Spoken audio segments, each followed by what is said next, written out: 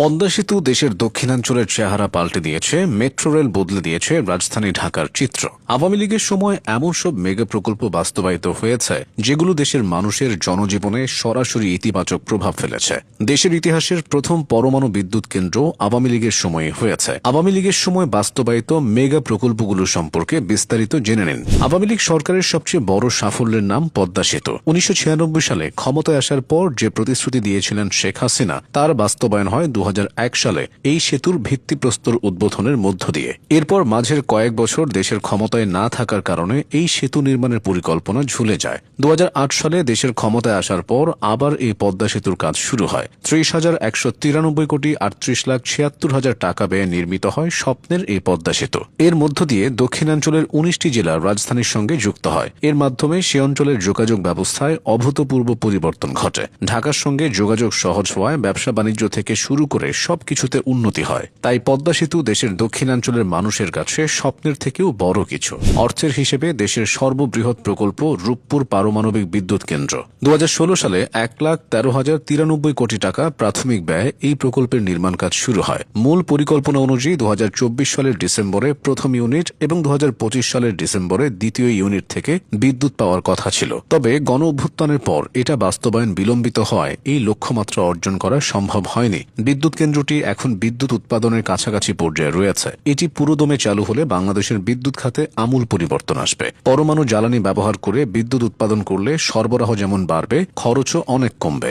বাংলাদেশের যোগাযোগ খাতে মেট্রো রেল এবং ঢাকা এলিভেটেড এক্সপ্রেসওয়ে এক বৈপ্লবিক পরিবর্তনের সূচনা করেছে। ঢাকার তীব্র যানজট নিরসনে এই দুই মেগা প্রকল্প এখন নগরবাসীর আস্থার প্রতীক। উত্তরা থেকে মতিঝিল পর্যন্ত বিস্তৃত মেট্রো রেল প্রতিদিন লক্ষাধিক মানুষকে যানজটমুক্ত, শীতাতপ নিয়ন্ত্রিত এবং দ্রুততম সময়ে গন্তব্যে পৌঁছানোর নিশ্চয়তা দিচ্ছে। অন্যদিকে ঢাকা এলিভেটেড এক্সপ্রেসওয়ে রাজধানীর ওপর দিয়ে নির্বিঘ্নে যানবাহন চলাচলের পথ তৈরি করেছে। এই এক্সপ্রেসওয়ের ফলে বিমানবন্দর থেকে ফার্মগেট বা তেজগাঁও আসতে এখন মাত্র 20 থেকে 25 মিনিট সময় লাগে, যা আগে ঘন্টার পর ঘন্টা যানজটে আটকে থাকত।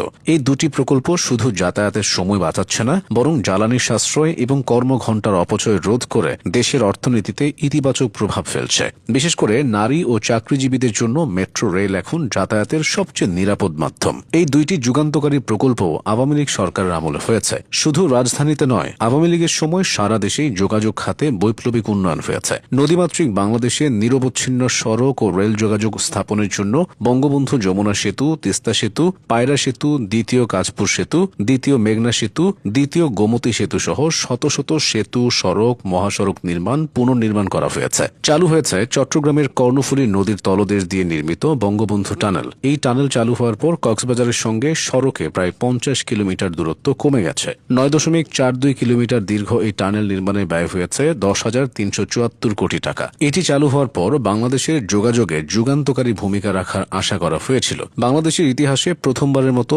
একদিনে 100 সেতু ও সড়ক উদ্বোধনের বিরল নজির স্থাপন করেছিল আওয়ামী লীগ সরকার। এগুলোর সরাসরি সুবিধা ভোগ করছে দেশের 51টি জেলা। রাজধানী থেকে দেশের প্রত্যন্ত জায়গায় চলাচলে বৈপ্লবিক পরিবর্তন এসেছে। এভাবেই আওয়ামী লীগ সরকারের সময় যোগাযোগ খাত ও অন্যান্য খাতে বড় বড় প্রকল্পগুলো দেশের সার্বিক চিত্র বদলে দিয়েছে।